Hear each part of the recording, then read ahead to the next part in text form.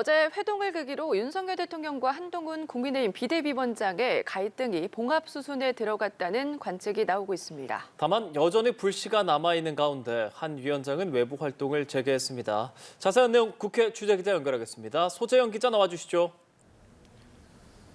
네, 윤석열 대통령과 한동훈 국민의힘 비상대책위원장과의 갈등은 어제 충남 서천시장 화재 현장에서의 동행으로 어느 정도 봉합되는 양상입니다.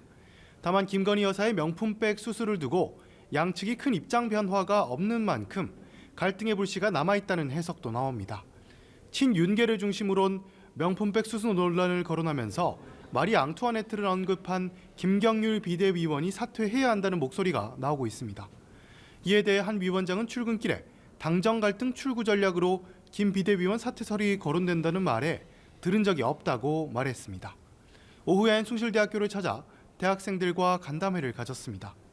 이 자리에서 한 위원장은 우리 세대는 여러분들보다 덜 노력하고 더 많은 걸 얻을 수 있었던 시대에 살았다며 민주당 운동권 정치인들이 죄송한 마음을 가져야 한다고 하는데 저는 청년 여러분들께 죄송한 마음이 크다고 86 정치인들을 비판했습니다.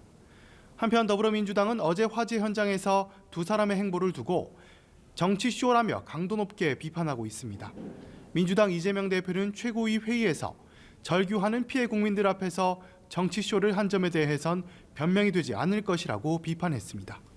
이재명 대표는 설 명절을 앞두고 오늘 오전 김포 해병 이사단도 방문했습니다. 흉기 피습 사건이 벌어진 이후 첫 대외 공개 일정입니다. 이 대표는 당직비 인상, 사병 전화요금 할인 등 군 장병 처우 개선 등의 공약을 발표했습니다. 네, 소 기자, 내일 본회의가 열리죠. 법안 처리 등을 놓고 여전히 여야가 이견을 좁히지 못하고 있다고요? 네, 그렇습니다. 오늘 오후엔 여야 원내대표가 국회의장을 주재로 열리는 회동에서 중대재해처벌법 유예안에 대해서 논의했습니다. 오는 27일이 되면 중대재해처벌법이 50인 미만 사업장까지 확대 적용되는데 국민의힘은 2년 유예안 통과를, 민주당은 이에 대해서 산업안전보건청 설치를 조건으로 내걸고 있는 상태입니다. 다만 이번 만남에서도 뚜렷한 결론을 내지는 못했습니다. 윤재옥 국민의힘 원내대표는 중대재해처벌법과 관련해 아직까지 여야 입장차가 있어서 합의하지 못했다며 내일 오전까지라도 계속 협의를 이어가도록 하겠다고 말했습니다.